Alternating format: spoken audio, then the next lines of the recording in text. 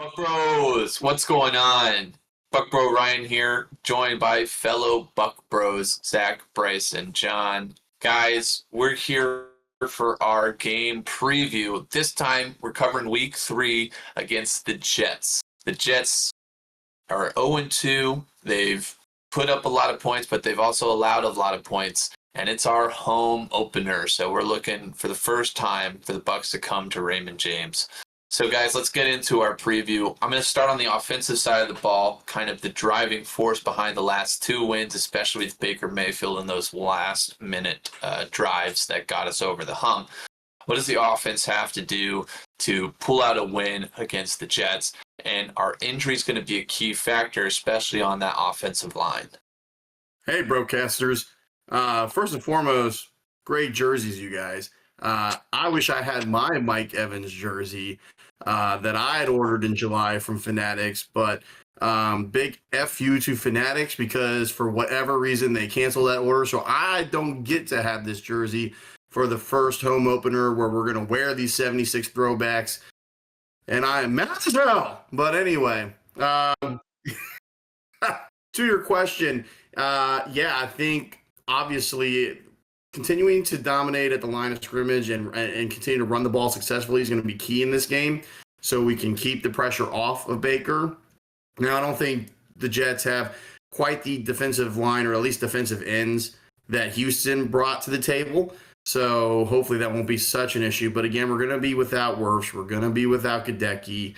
Another makeshift offensive line that's going to be starting for us. So the more we can run the ball and keep the ball and time of possession, it's going to be a much more helpful for Baker and the offense to generate some points. I think they're going to be able to do it.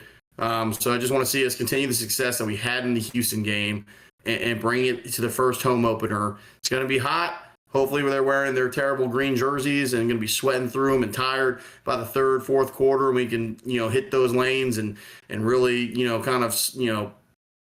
get all the momentum and just run them out of the Raymond James Stadium and head to 3-0. Yeah, the Jets have played 2 games. They are giving up over 30 points a game. I think that just focus on who they are not good. Focus on prep. Obviously the concern, right, is they're a bad team, we're a good team, don't fall asleep. But if we execute, we should be able to kind of have our way, I think, on offense, because they looked really bad last week, and they looked even worse the week before against Aaron Rodgers, who we know is not good after watching him lose against Seattle. So they look like a real trash can of a defense. So I expect the offense to have their way. I'm thinking shades of the last time we played a team from New York last year. That's kind of the vibe I'm looking for, where we can kind of just impose our will, run the ball. God knows if we can run the ball like that against the Texans, we should be able to run the ball like that against this Jets team. What I thought was wild about the Jets last game is that the Bills put up over 30 points and Josh Allen had no touchdowns. I thought that was absolutely crazy. So, we should obviously put it on this team, and it should be our home opener. We're going with the away creamsicles and the all white. It should be a great day. It should be a really fun game to enjoy. I wish I was going to be down there in Tampa Bay with you guys for that one. But this is one where we should put it on them and maybe spread the ball around a lot. Maybe see more Cade Otton, maybe a little Devin Colt, maybe some more Sterling Shepard. Maybe give everybody a chance to get involved a little bit. And that would be really nice. Maybe some Tez, a little Tez action would be sick. And get everybody involved just to use this game to stretch our legs a little bit. Maybe give some other guys a chance to heal up and get ready for week 4.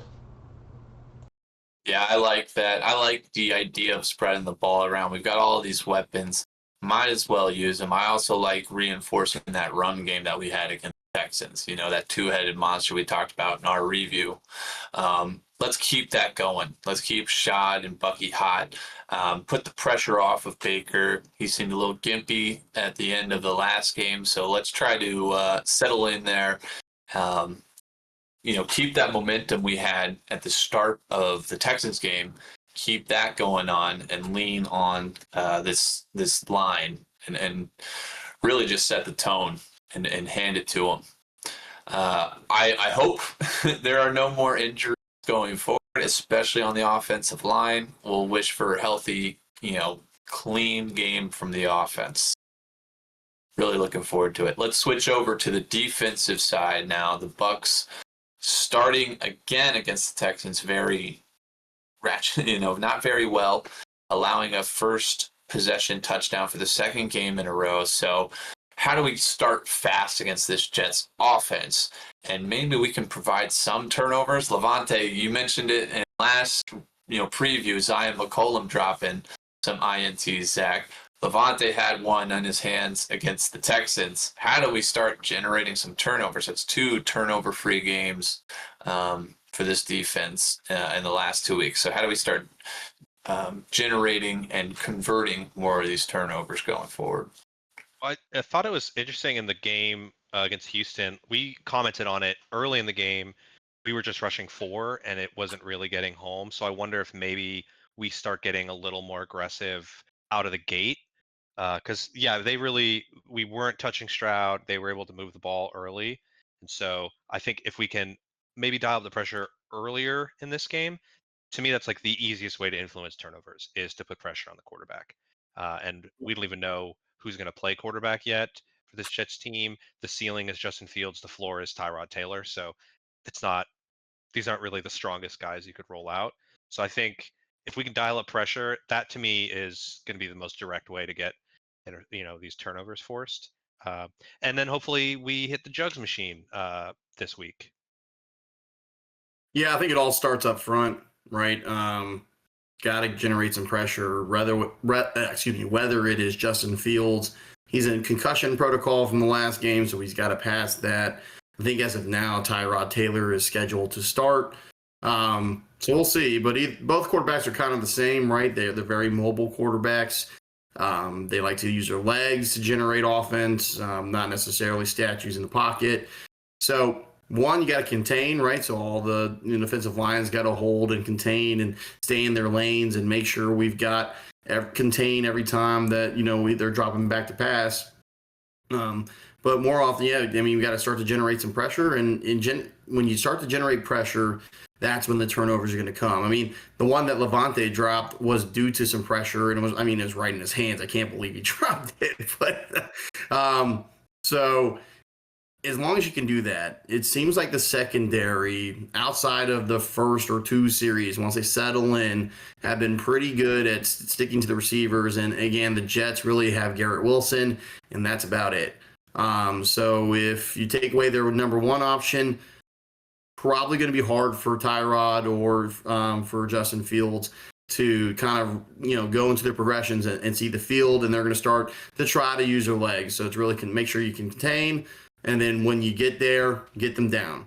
And if we can do that, something tells me that we'll find those turnovers. They'll come. They come in bunches. So whether it's this game or the next, hopefully it starts this game. But the main part of it is, hey, I think you just be able to play the way we played for the majority of the Houston game. This really shouldn't be an issue. I would just like them to clean up a little bit. I don't think that they've been playing all that poorly, especially considering the injuries. I would just like to see them clean it up just a little bit. I would like to see better hands. Obviously, when the ball hits you right in the numbers, you should come down with that ball, especially Levante David. You're a Hall of Famer. Come on, dog, catch that ball. I would like to see Jamel Dean get hit by a bus. That would be really big for me in the week off. Things like that. It's just the little things, I don't think the defense has been playing all that poorly. I think I would just like to see the special teams do more work. The defense can get off to a fast start just by tightening things up. I think we can get a quick 3-and-out, get the ball, because we're going to defer, because that's just the way Bowles is. So I think a quick 3-and-out would be big. Get us the ball, fire some cannons early, and I think it might end up being a long day for Tyrod.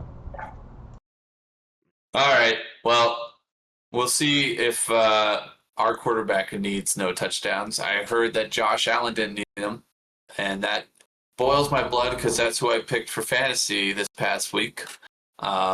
not a big week for me. But let's get to Buc Bros Fantasy now. We're going to be making our picks as we always do in this Buc Bros Fantasy. We're picking 2 players. The first is from the Bucks team, and we have an order set up, and then we'll snake order that. The last player to pick a Bucks team will then start our round of picking an NFL player. The rule is with the NFL player, if they have already been picked, you cannot pick them again. So there are a few players that are off the table for us, but since it's week 3, it's pretty much open. So this week, since Zach was last week, he starts our Bucks picks this week. So Zach, take it away. Oh, hell yeah. Cool. All right. I think I'm going to take Bucky Irving. I think watching James Cook do what he did against the Jets last week and score 2 tutties and rush for like 100 and some odd yards, that feels like the right choice here. So I'm going to write that down. All right. All right. Let's go with Bryce. You are next. All right. I think this is going to be a pretty easy pick for me. I want Mr. Baker Mayfield himself. Big balls bake. El Capitan. Baker Mayfield, the shake and bake off the board. That moves us over to John. I would like Sterling Shepard. The Rashad White game for Sterling Shepard. Love it. I almost went a Mecca just because he won me this past week in fantasy in my league by 0.9 points. But really, I think Sterling Shepard is going to show out this game. I think that connection he has with Baker is going to be big. That's my dog. Going Sterling Shepard, 120 yards, touchdown. Honor shots. All right. Hell yeah. All right, Sterling Shepard. That leaves myself to pick. Past or future? Who do we go with? I know. I feel like given that it's, the 50th season and we're wearing the creams and we didn't pick him last week, I'm going to go with the past and the future to me. Mike Evans, always going to be the future of the Bucks as long as he's on the team. Give me the big 1-3. I think he's due for a big game. I think that's 2 tutties for him in store for the Jets game. All right, we're snaking back around. I am now back on the clock for NFL player. I've got to give a little bit of a check of who's available for us. As we all do. As we all do. I think in this case, I'm going to take a divisional foe who's facing a divisional foe. Give me old Honey Mustard Bijan Robinson. I'm just waiting for John to pick Jake Browning, but let's see what happens. He likes his quarterbacks. All right, John, you're up. I think I'm going to save the Cincinnati quarterback for when they trade for Jameis Winston, and then I'll play him. I'm thinking. Am I still in first place, or did I drop out? You are in first place by a little under a point. Okay, so I gotta hang. So I gotta hang tough. I gotta have a good pick. All right. No more Flaccos. Give me. Just Sterling Shepard's. Give me Justin Herbert. Okay. That's a good pick. That's a good pick. Was that or Nick Chubb? Well. Okay, with a much better pick. If I'd have started Nick Chubb this week over Derrick Henry, I would have won my week handedly. All right, Bryce, we're on you. All right. Let's see. I'm going to go with Dak Prescott. Dak, baby. Who do they play? USF? Chicago Bears. The Bears. The Bears. The Bears. That's pretty good. All right, on the back of like they just got dumpstered on I'm taking by the CD. Lions. All right. That's all I needed to hear. I'll take a CD. I didn't realize CeeDee Lamb was still available. Yes, sir. He Ugh. is. Yeah, the only receivers picked yet are Jamar and Jefferson. Yeah, Jefferson's. I picked him week Yeah. 1. That's only the third receiver taken. CeeDee Lamb, big pick. There you go. All right, that's the Buc Bros Fantasy. If you guys want to see how we're doing this week, make sure you're following us on Instagram at Buc Bros TB. We'll have graphics up there that'll show you how we're doing and how the picks from last week went. You guys can see the standings for yourself there. So make sure you're tuned in. That's going to be posted every Thursday of the week. So just keep an eye out for that. All right, so to wrap this up, I thought it'd be fun for us to visit a 50-season flashback. This week we're facing the Jets. It brings to mind, for me, recent memory of Antonio Brown giving the deuces as we face the Jets off in the 2021 season. You'll see the play up here, but Tom Brady orchestrating, just like Baker Mayfield these past 2 games, a perfect 2-minute drive to get us down the field, throws a great ball to Cyril Grayson that moved us into 12 wins, I think, that year, putting us on the path for our best year yet with 13 wins. But I thought it'd be kind of an ode to our 50 season to flashback back to 2021 Jets versus Bucks. Hopefully it's not that close this time, even though we like our nail biters this season. But another win for the Bucks. It's good Bucks history, and we're hoping to repeat that success come this Sunday at 1 o'clock at Raymond James. All right, Buc Bros, that's it for this episode. We want to thank you for joining us on our Week 3 preview. We're going to be catching you here on YouTube every week.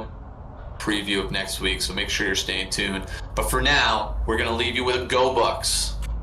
Go Bucks. Go Bucks. Go Bucks. -6.5. That money line is going to be -6.5. little too short. Little tougher. Yeah. Yeah.